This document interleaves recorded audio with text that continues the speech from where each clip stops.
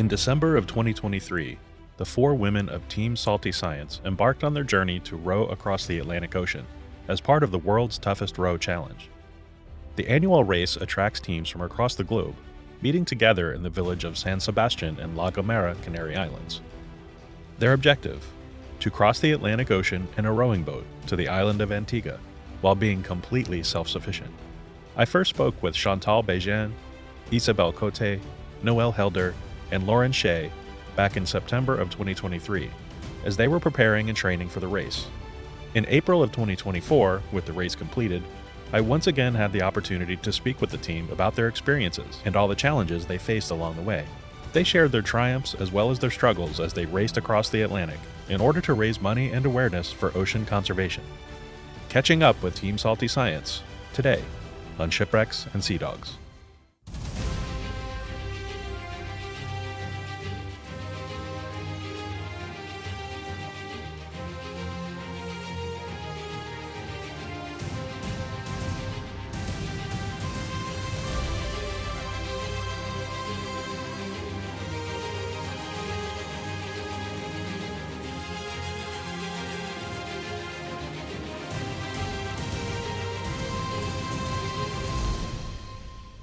Hello and welcome to Shipwrecks and Sea Dogs. I'm your host, Rich Napolitano. I'm very excited to welcome back on the show the remarkable and courageous women of Team Salty Science, Chantale Bégin, Noelle Helder, Lauren Shea, and Isabelle Côté. Thank you so much for joining me. Thanks for having us. Now, we last talked in September of 2023 as you were preparing for the world's toughest row, and I am happy to announce to my listeners, if they don't already know, that your team, Team Salty Science, finished first in the women's division and overall 7th out of 38 teams. So that means you beat a bunch of men too. That's pretty cool. That's right. I watched every day. I logged into the app and I was looking at the tracker, and I was so happy to see that every day when I'd open up the app and look, and I'm like, yes, they're still in first place. So we're going to talk about everything you experienced during the race itself in just a minute. But first, I can't even imagine the emotions you must have had as you crossed that finish line, especially knowing that you were the number 1 women's team. So, Isabelle, can you describe that experience? Yeah, it was overwhelming to get close to shore and all of a sudden see the bright lights of the media boat and people shouting and the lights of people sort of looking at us. I mean, it was dark, so all we could see were, lights of cell phones sort of waving and people cheering. And after 38 days of just seeing 3 other people on the boat, having all that commotion was really was overwhelming. And once we reached the dock, there seemed to be hundreds of people. I know there weren't hundreds, but it felt like there were hundreds of people there, including our families. And it was really emotional. It was a relief.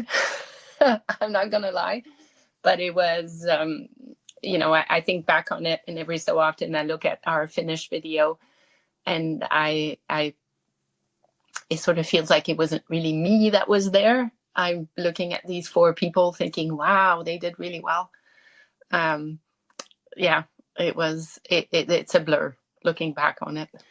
Yeah, you mentioned the relief. I can't even imagine what that was like, but just knowing the fatigue, the exhaustion, and all the mental struggles that must come along with it, it must have just been such an emotional roller coaster. And when you cross that line, just knowing what you've accomplished and how proud you must have felt. Yeah, for sure. A huge sense of pride.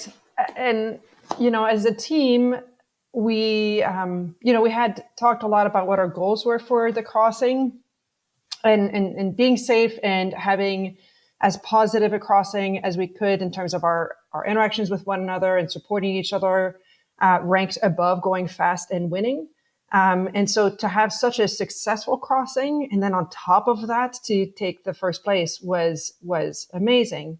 But in terms of relief, even if, for somebody who likes spending a lot of time offshore, and I'm one of those people. I really enjoy, being offshore for weeks at a time, and what you see there, and just the simplicity of that. Well, sometimes it's a bit complex too.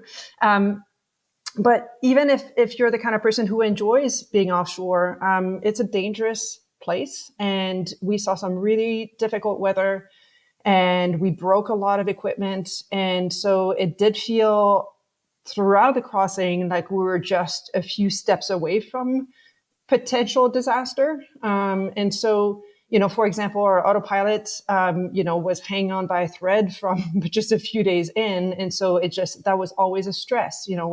Is it going to hold up? And if it doesn't, then how does that change our experience? And is this problem about to arise? And, you're just a couple of nights before, I think it might have been the night before our arrival, we had a large shark ram our rudder repeatedly, which was, on the one hand, super cool to see such a big shark. On the other hand, it looked like there was potential for massive disaster. Like, the shark rams the rudder so hard that we start cracking the hull or something like that, right? So you're always thinking, okay, what could go wrong? And there was always a lot of things that were either going wrong or about to go wrong. So getting to the other side is just this massive relief in that sense. And also, you mentioned that, certainly we played a little leapfrog with the other faster women's team, the team that ended up taking second. So there were a few times in the race where they're ahead of us, and then we overtook them and they overtook us again. But it's in the last 10-ish days or so that we really got ahead, and then never let go of that lead. And it did feel like, by the time they were, say, 100 miles behind us or 40 miles behind us, like the lead, and the win was ours to take, unless, something would break that would really change our progress. So certainly get into Antigua, finally, still in first place for women's, and with the boat in a good way was amazing. I was going to ask, as the race approached, as the beginning of the race approached, did you have any surprises or setbacks? But the shark hitting the rudder, I think, answers that question. There were many more. Yeah, I mean, you said as the race approached, I mean, even before leaving the dock the last few days, we had a problem with the relay to the autopilot on deck, which didn't work. So we had to fix that. It turns out that we broke it 5 days in or something like that. Anyways, so we had that happen. We had for a good chunk of the race, we didn't have that relay. Our autopilot arms were a real difficulty. The weather was so intense this year. The waves were so big that it put a lot of strain on the autopilot arms. And they started coming apart in ways that we hadn't anticipated. And so keeping an eye on those was always very important. Our chart plotter wasn't working quite right. We couldn't just set a heading on the autopilot and be confident that the boat would go in that direction. The boat would sway 30 or 40 degrees around that heading. So we had to be really active at keeping an eye on our direction and make sure that we compensated the other way when the autopilot wouldn't go in the right direction. We flooded the water maker compartment 5-ish days in. So we didn't have at that point a working electric water maker. And so we had to rely on making water with a manual water maker, which is a very, very slow way to make water and eats up at the time that you're resting. Luckily, we had all the spares to fix the water maker, and Lauren took the lead on that. She spent about 4 days spending a few hours a day in the cabin rebuilding the water maker, and so we were able to get that back in line. But there were a lot of things like that. We worked on ore, and also the outrigger plates, which are the metal plates that hold the oarlock out a few inches from the gunnel. And a big wave at night, 3 or 4 nights in, maybe, that wave pinned our oars under the boat and bent this 1/4-inch metal to the point where it was no longer usable. And we unfortunately didn't have spares of that. So just a few days in, we didn't have a working middle rowing station. And so that's another example of, thinking, okay, we can work with that because there's still 2 working rowing stations. But if another one becomes unusable, that's starting to mean some real big problems for us. So you mentioned a big wave that hit the boat and caused some damage. Lauren, were you at all ever afraid for your life during the trip? I mean, I was never afraid for my life. I think that I was definitely afraid at different times. We often had a lot of anxiety moving into the night hours. During the day, in the beginning, at least for the first 10 days, we had these really big seas from behind, and they would sometimes come from the sides. And it was, but during the day, it felt like you could deal with it because you could see it coming. But at night, you were pretty much blind to all of the waves around you. And so you were just kind of, as the sun was setting, you were like, okay, what's going to happen tonight? And we had like 3 nights in a row, which were really challenging. The first few days, everyone's like getting over seasickness. So, that's like wearing everybody down. And then the waves just continued to build. And then we had, these days where the waves just kept getting bigger, and you weren't, you knew it would probably stay similar through the night, but yeah, you could no longer see what was coming for you. And that was often the times when we would have these really big knockdowns from the waves. And so times that I was afraid, for example, would be I was often asleep in my cabin when these things happened. And you would, you get woken up to this like big slam on the deck, and you hear all this kind of chaos that's happening, and you know that the boat's been thrown off course. So now we're no longer steering. Oars might be pinned under the boat. So it's just like a very intense, it feels like it's a very long period of time. You can't immediately open the cabin door because you need to make sure some of the water has drained out of the deck before you're opening the hatch and seeing if you can come out. And you're trying to regain control of the boat and steer it so that the waves are behind you, which is going to be the most stable. But you can't see anything. We left during a new moon, so we had, we were really it was very dark.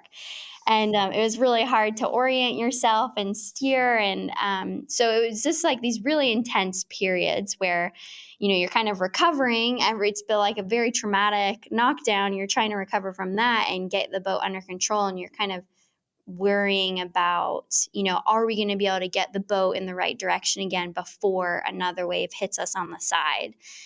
So there's just like this really intense period. So I think those were definitely the scariest moments, but those were also times when I think that we all responded really well as a team.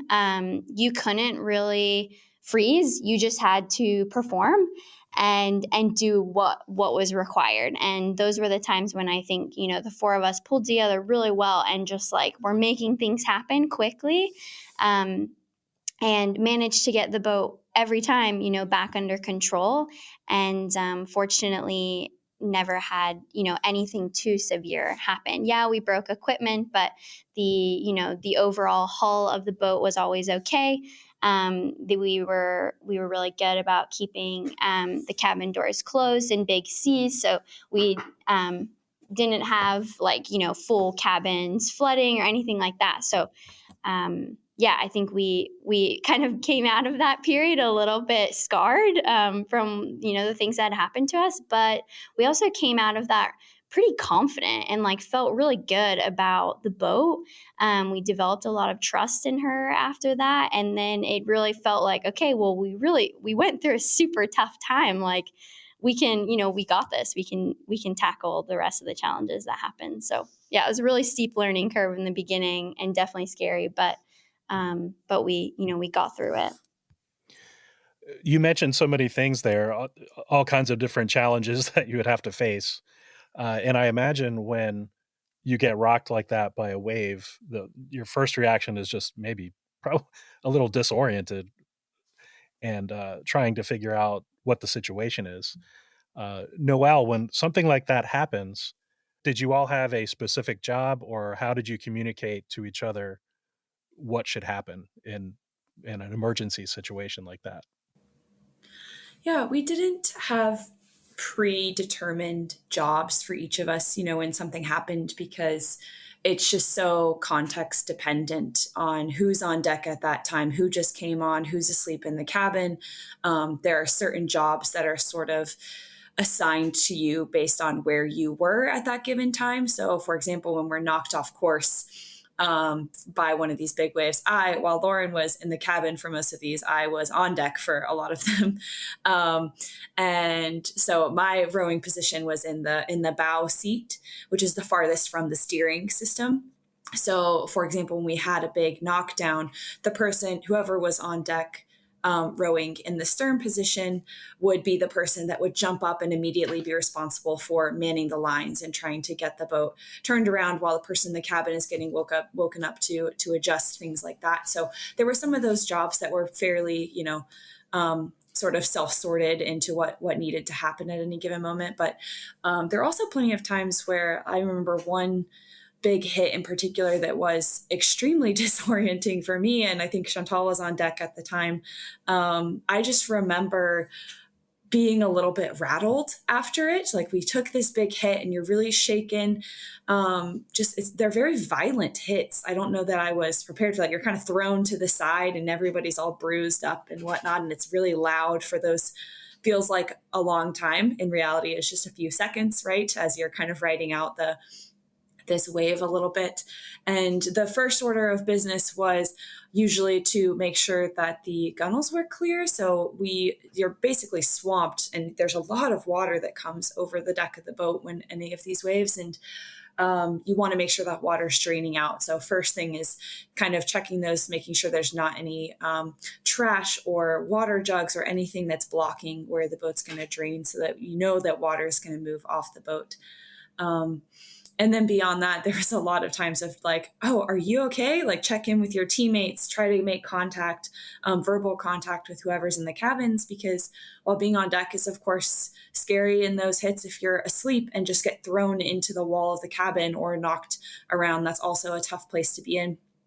Water would also, and I shared the bow cabin, and we, whenever we would get swamped like that, lots of water would also pour in through the vent. So the person who's in the bow cabin is now going for a little bit of a midnight swim with a couple inches of water soaking their mattress. So lots of verbal communications to check in. And one thing that we also did especially on these few nights when there were lots of sleep interruptions and lots of times when people in the cabins had to get called on deck to help stabilize whatever was happening, where we ended up sleeping in our foul weather gear and in your harness, so that as soon as something happened, you were ready to come out on deck and help, instead of taking even the few extra seconds or even a minute or so to kind of gear yourself back up.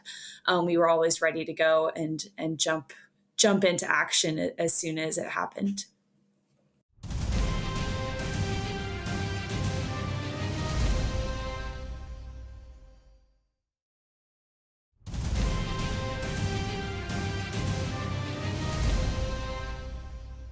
The weather obviously is going to be a significant factor at times. Now, that time of the year is not as bad as later, but did you encounter some pretty severe storms there?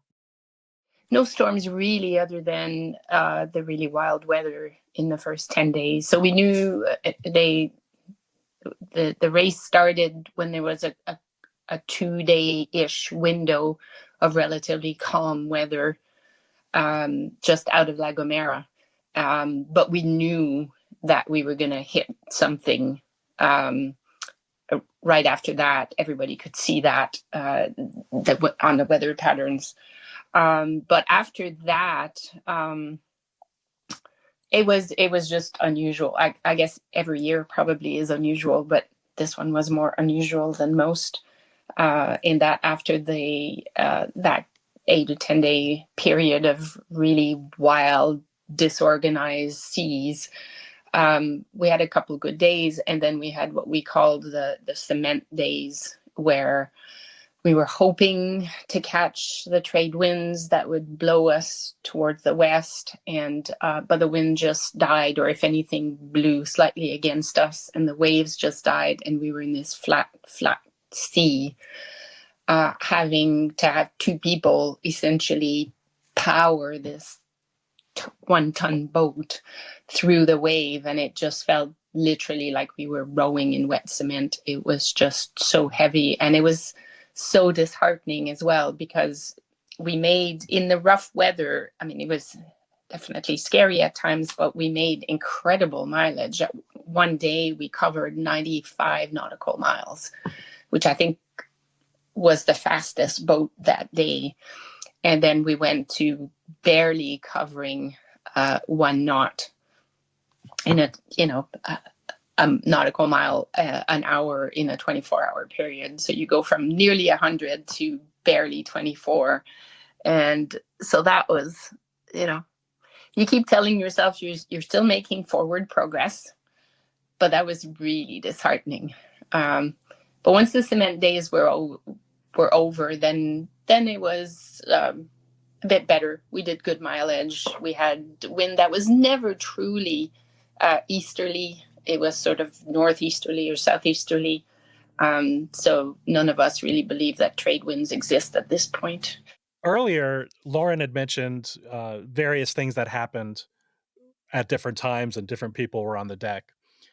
Chantale, can you describe how you worked out those shifts of who would be eating or who would be rowing? How did that all work out?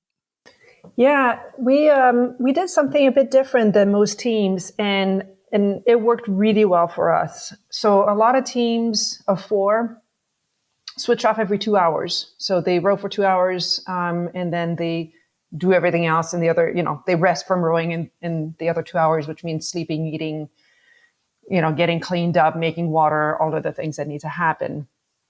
And we follow that rotation in the daytime. So for the 12 hours of sunlight. And at night, we switched to 3 on, 3 off. So that we would, of course, that means that you have to row for 3 hours, which is quite difficult physically to power through that. It's also difficult to stay awake for 3 hours in the middle of the night. But on the flip side of that, it meant that we could sleep for almost 3 hours at a time. I mean, really 2.5 hours when it's all said and done. And sleeping for 2.5 hours at a time was infinitely better to us than sleeping an hour and a half at a time. That is just such a short period of time. And so we immediately tried that watch pattern, and we really liked it. And the other thing that we did that I found really positive, I think the whole team agrees on that, is that we offset when we would switch off. So Isabelle and Noelle shared the bow cabin. Lauren and I shared the stern cabin. And so we would never row with our roommate. So that, once I was rowing, then, Lauren would have the cabin to herself to rest. But what we did is, if Isabelle and Noelle would switch off on the even hours, on the 12s and 2s and 4s, Lauren and I would switch at the 1s and 3s and 5s, so that, I would come on deck for my rowing shift. I would row with Isabelle for an hour, and then she would go rest, and then Noelle would come up. And that was really nice because it meant that you interacted with more people. And so it was kind of fun. I had different podcasts with Isabelle and different kinds of music than I did with Noelle. I had a book that I would look forward to listening to with Noelle. And then I had these podcasts that I'd continue on with Isabelle. So it's kind of a different dynamic. It also means that in that 2 hours or 3 hours, you have something kind of breaking it up in between. And mentally, at least for me, that was huge. It just kind of changes things up a little bit. I only need to make it to this midway mark before something happens. And also, if you're really tired, having somebody come in halfway through kind of brings in some fresh energy. And it also makes it a bit easier to switch off without losing speed. If, the 2 rowing stations are switching off essentially at the same time, it's a bit of a dance of like, you guys go first and then we'll go, or everybody stops and then the boat really slows down, and then it's really hard to, regain that speed. So having that offset switch in wash teams was really nice. I was wondering about that and whether or not you would overlap your shift. So, most importantly, you mentioned, I think it really helps keep that teamwork, keep everybody cohesive because you're seeing everybody every few hours. You get to talk to everybody equally. I think that's important on such a intimate trip like this when you're all in such a confined space doing such difficult work. Yeah, I think that's right. And it can be hard to link up with people, right? Because oftentimes when you're off, you're so tired. Certainly at night, we were so tired we'd go immediately to sleep. But oftentimes it was too hot on deck, so we'd go in the cabins. Or for me, for a while, I just couldn't sit anymore. I had too much sitting. My bum was hurting really bad. And so in my off shifts I feel like I had a couple weeks where I just had to retreat to my cabin to lay down just to get off my bum. And so that really limits how you interact with other people. And so that really helped. And of course, we never rode with our roommate, but you see your roommate as you switch off with them. And we also had little whiteboards in the cabins and would leave little messages to our roommate. And that was kind of fun. That's great. I want to jump back to the beginning of the race or even the preparation right before the race after you're already in the Canary Islands. Did you get to know any of the other people and on the other teams? We got to know a few teams. It was definitely wild, like showing up in La Gomera and seeing like the boatyard full of, 38 other boats and teams that have been having like a mirrored experience to what we, have been going through for the past 3 years. In your immediate circle at home, you're the only person doing this like thing. But then all of a sudden you're surrounded by a bunch of people who have been also doing, preparing for their trip. And that was really cool to see all these people and all be in the same place for those 2 weeks. And people really helped each other. There were people, who had extra gear and then people that needed gear. And so things were always swapping around. People were always looking at, ways that most of the boats are made by the same builder, but they're from different building years. People like outfit them differently. So you're kind of checking that out. So all of us, we all had different problems for those 2 weeks and we're kind of all trying to help each other. Lots of different things happen to different teams. Lots of, equipment breaking. Some boats got damaged during shipping. But then we all managed to pull it together and all be ready for a December 13th departure. We were also like really on edge.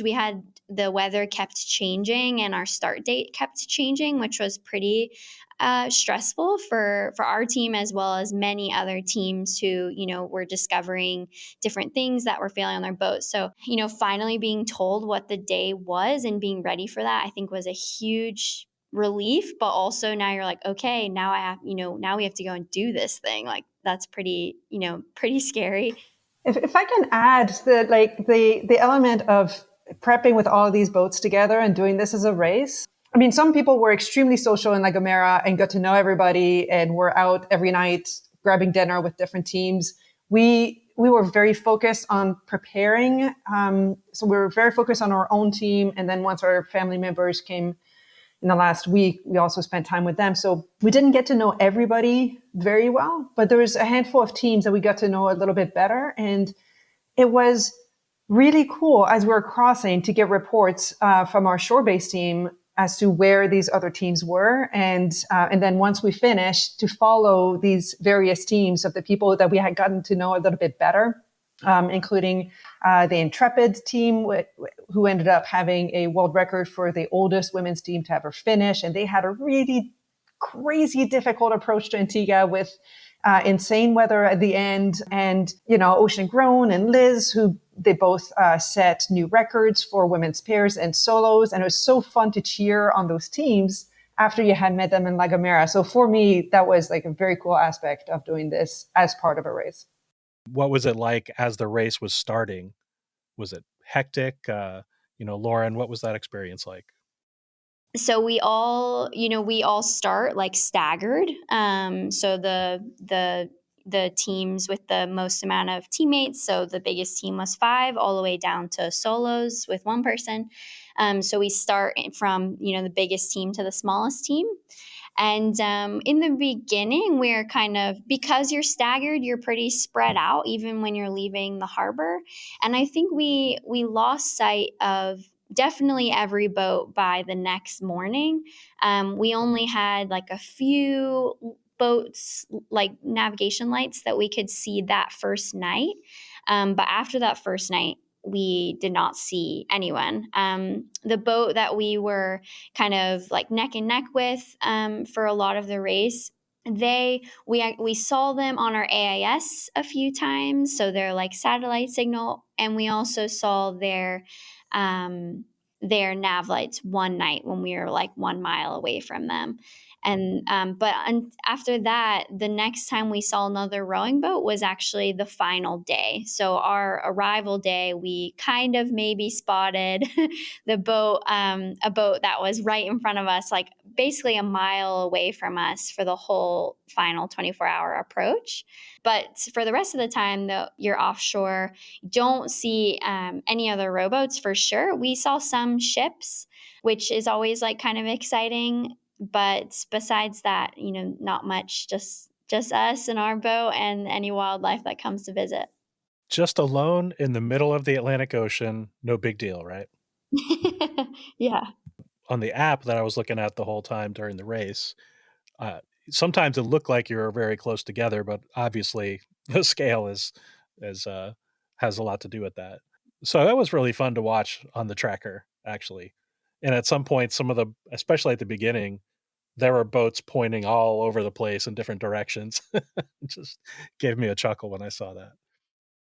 Yeah, what you were looking at often when these boats were in different directions is really unfavorable weather, where they had to be on pair anchor for some period of time. And so they'd just be drifting and then their bow is in the wrong direction. And so it's really interesting. You're not the only person who got kind of addicted with the app. My whole neighborhood here was refreshing the app constantly, but it's really hard to tell what's going on. You see the boats going all in the same direction at pretty good speed, and all of a sudden they're all going in circles. So it's really hard to figure out unless you're really keeping an eye on weather. Now, unfortunately, there was some sad news that came out of the race in that one of the other team captains from old Aussie Salts, Alistair Putt, died of a heart attack on January 4th. Given the situation, when were you made aware of his death? Yeah, so we learned about Alistair in the Aussie Old Salts. I guess the day, I don't remember the exact day, but it was the same day that they announced it publicly that the race let everyone know. And yeah, that was a really terrible phone call to get. I think Lauren was the one who received the sat phone message and had to relay that to us. And it's just an absolute tragedy. And we were so devastated to hear that news and to just imagine what the rest of the team was also then experiencing. And they were able to get rescued and picked up by a ship that was taking them to Norway. So we're really grateful for the rest of the team's safety in that. But when speaking about people that we were able to interact with in La Gomera, the Aussie Olds, so when our boats were launched in the water and in the marina for those couple of days, you're kind of rafted up to two other boats. And so we were in between two teams, and one of those was the Aussie Old Salts. And so we stepped over their boat every day and chatted and laughed with them at the starting line. Which was just really fun. And, I think Alistair might have been one of the last people we spoke with before we actually pushed off. So it was absolutely devastating to hear. And, our thoughts go out to Alistair's family and friends and everyone who knew and loved him. But I think that one piece that sort of gave us a little bit of, I don't know what the right word is, but it wasn't necessarily race related. It wasn't caused by, a team made a mistake or had an experience that resulted in his death. And I think we tried to take a little bit of solace from that. So obviously that's tough news to receive when you're kind of the farthest from shore at that moment that you're going to get in that crossing. So yeah, I'm not sure if anyone else has anything else to add, but our thoughts are definitely with all members of the Aussie Old Salts team, and incredibly grateful for the incredible boat that was able to pick them up safely and get them home. Yeah, I did a little bit of research about him just to remember him and honor him, but he was an ex-spy and a war crimes investigator in Australia. Quite a life. So my sincere sympathies go out to his family for sure.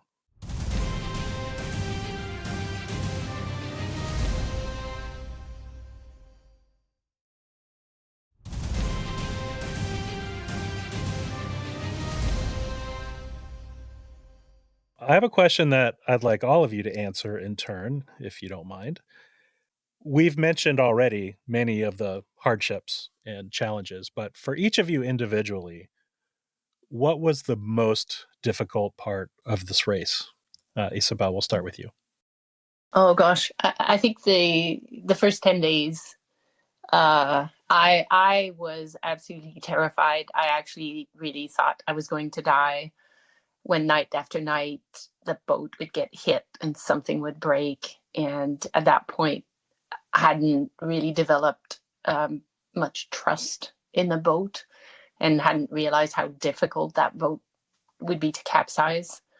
And I, having essentially no offshore experience, there's nothing in our training that had really prepared me for the conditions that we experienced.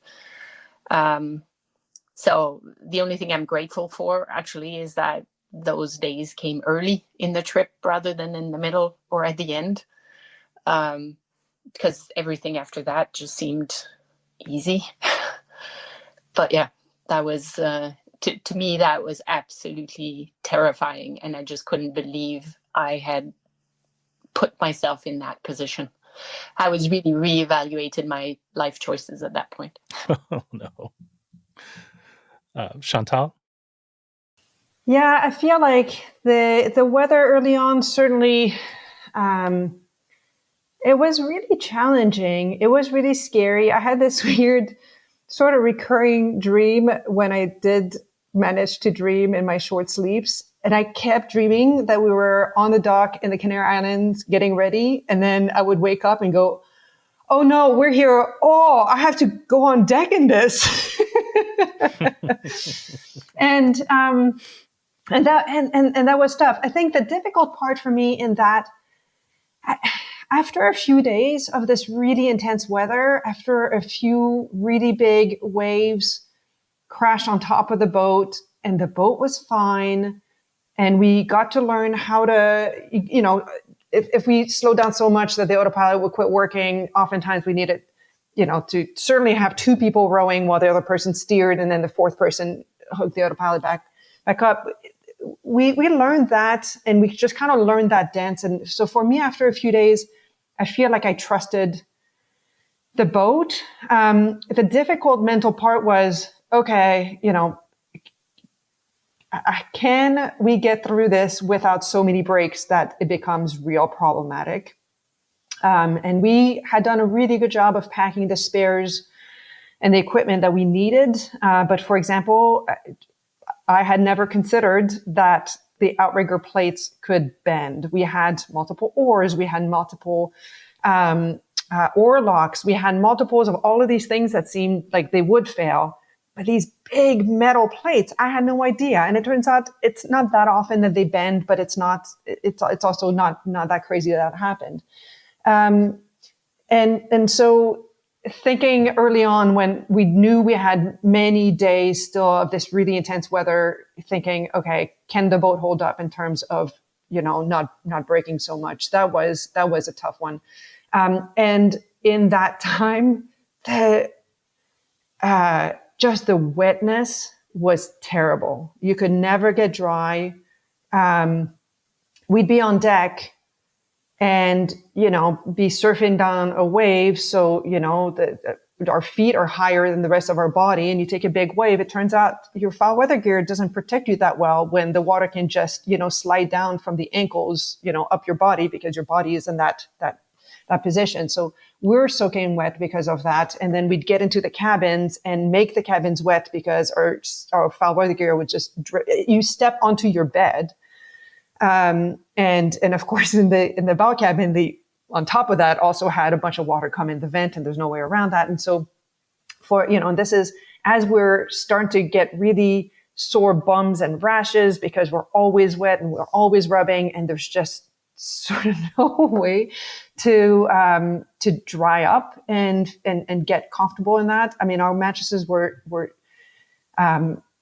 completely soaked. It was right around Christmas. I think it was Christmas Day that finally was calm enough that we could get the mattresses out on deck to start drying them up a little bit. And the one from our cabin was moldy. There was just visible mold everywhere on it. And so that was really, that was a real struggle. And at the end of the day, it's just your reality. And so while I highlight this as just one of the hardest things, it's also like you sign up for this. It's a tiny, tiny boat.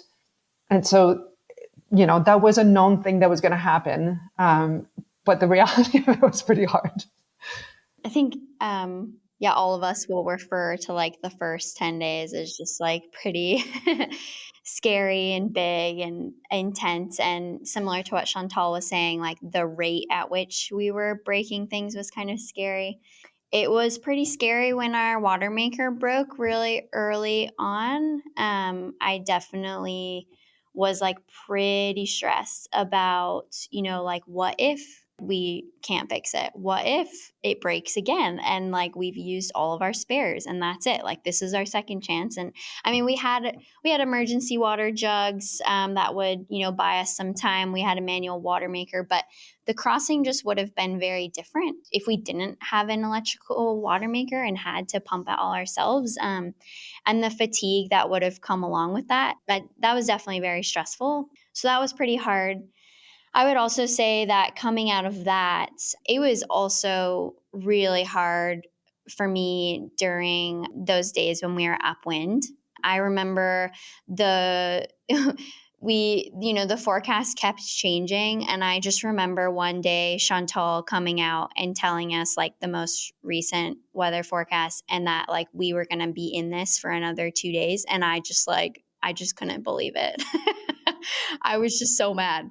Which, like, obviously you can't do anything about it and really doesn't matter how you feel about it. This is the reality and you need to, like, just deal with it, which once I came around, it was fine. But, I think it was just like, oh my gosh, we have to this is so hard. And I developed, like, a shoulder issue I don't know if it was an injury, but just, like, a lot of shoulder pain during that time. And then you kind of start to question like, oh man, is this going to get worse? Am I going to have to stop rowing? I don't want to let my teammates down. So I think it's just the scale of the trip is like pretty difficult to wrap your head around. I mean, we finished a lot faster than we had, you know, left the dock thinking it would take us. We were planning for 45 to 50 days offshore. We had enough food for 55 days.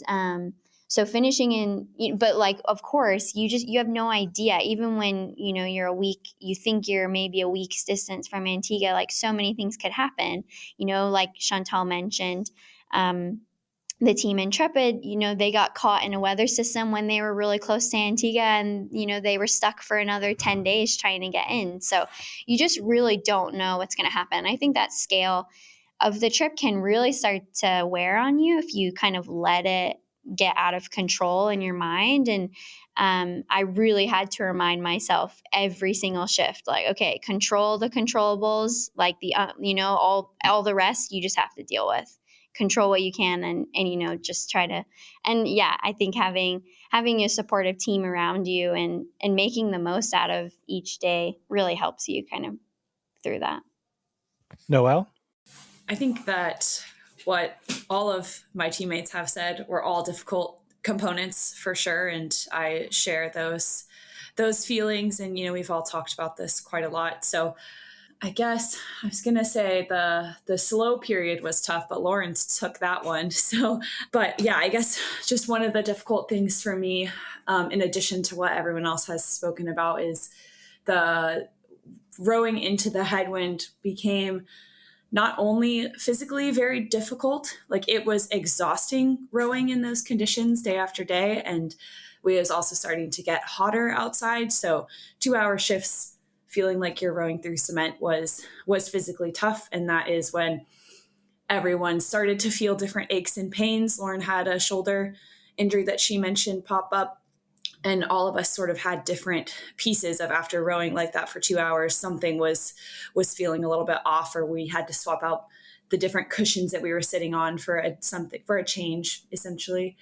But I just remember, I think this was the day we did 24 miles. And I remember going in the cabin and calculating how many days it would take us to get to Antigua at that rate if we continued going at 24. And it was something ridiculous, like 65 days from that point or something, which obviously wasn't going to happen. But that was a mentally challenging time to push through. You knew it would end, but it also felt like every day you woke up and we'd get a new weather report that pushed the end date a day or two out. And it was tricky because you wanted to anticipate it being over, but you also, have to stay so present and focused. It's easy to get discouraged if you're constantly thinking tomorrow it's going to be different or tomorrow it's going to be better. It was a really great reminder to just be present and respond to the conditions that you had, and that's what you're going to get. And there's nothing you can do about it. Like Lauren says, control the controllables. And I think it was a tough time to come in the wake of the huge, scary conditions, and also felt like you couldn't really complain because we'd just been complaining about being afraid in these big waves. And then we kind of swung to the opposite end of the spectrum and had these completely opposite conditions. So a little bit of whiplash back and forth with the conditions. That was challenging to figure out how to react.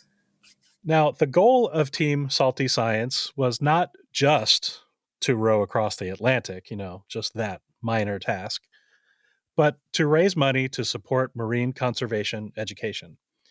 And by the way, Shipwrecks and Sea Dogs was a mile sponsor for you. Proud to support. You are all marine scientists and educators, and obviously passionate about the health of our oceans. What organizations are going to benefit from the work that you did with Salty Science? So the one that I'm particularly close to is the Canadian-based organization, which is actually a field station. It's called the Bamfield Marine Science Center, and it's a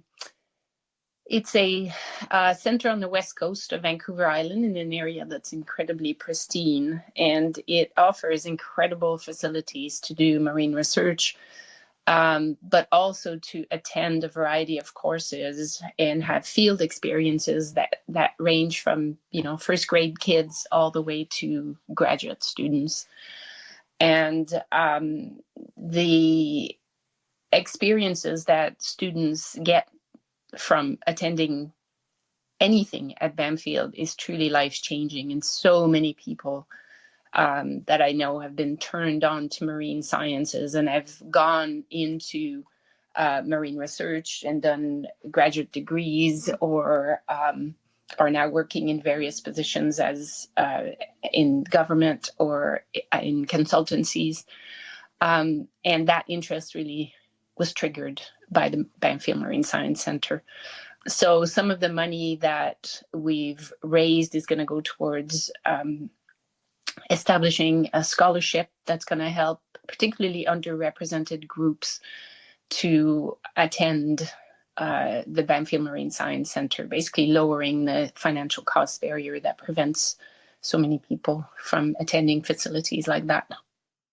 Another charity that we're supporting is one that I started along with my husband, another co-founder, that's called Shellback Expeditions. And we work mostly in the Eastern Caribbean. And the purpose of Shellback is to help collect data on coastal ecosystems, to help local communities use these data for evidence-based management of their resources. And so this is a region in the Caribbean, with small island developing states and limited capacity, very small governments, limited funding for that kind of research. And there's also no big research stations that attract scientists from other places, well, at least in the volcanic arc of the Eastern Caribbean.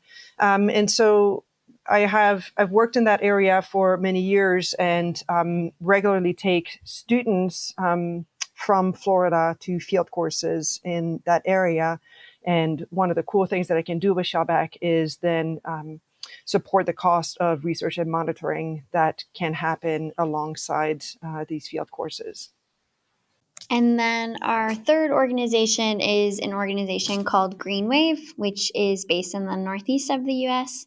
And Greenwave does a lot of ocean farming, specifically for kelp, but they also do some shellfish farming as well, growing organisms together in a 3D farm. And they provide, they have their own farm, own kelp farm, but they also train lots of other kelp farmers now spread across the world and provide a lot of support for those farmers who want to start up their own kelp farm where they live. Well, thankfully, your trip and everything was very successful, and these organizations can continue to do their work and hopefully save our oceans. Well, Noelle, before I let all of you go, was there anyone that you would like to thank from behind the scenes who was supportive of your efforts?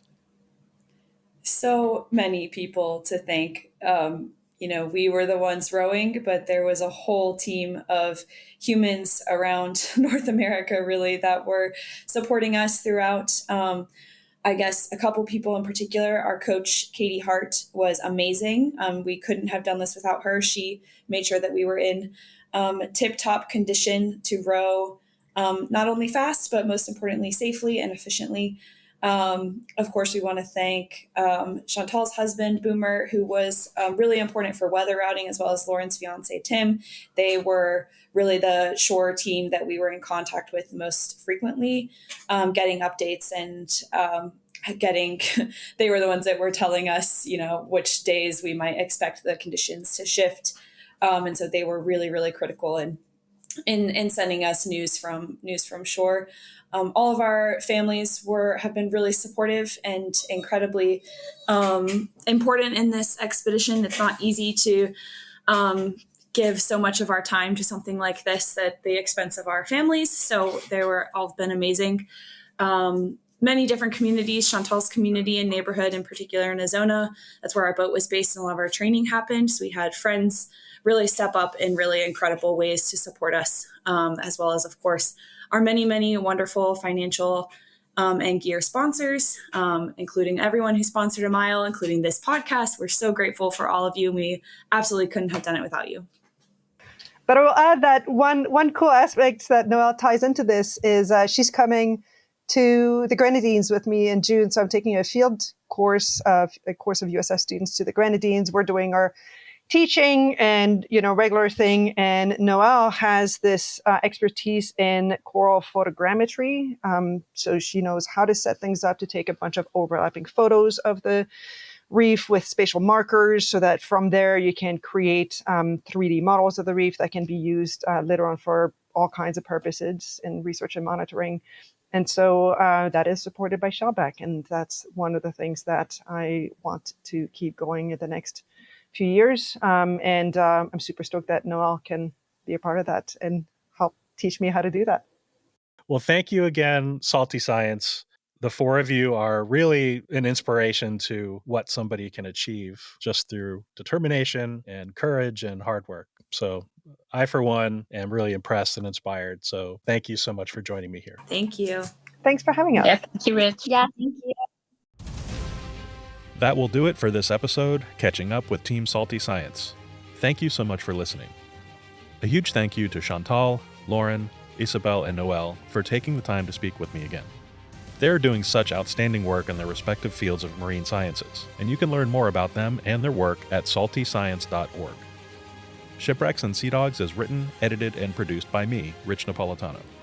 You can help support the show by making a donation at buymeacoffee.com/shipwreckspod, or by subscribing to the Into History podcast channel at intohistory.com/shipwreckspod.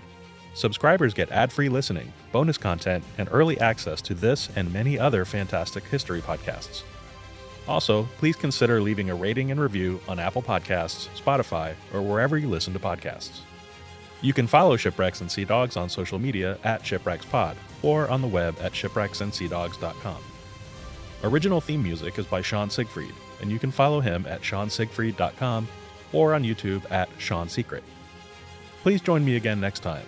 But until then, don't forget to wear your life jackets.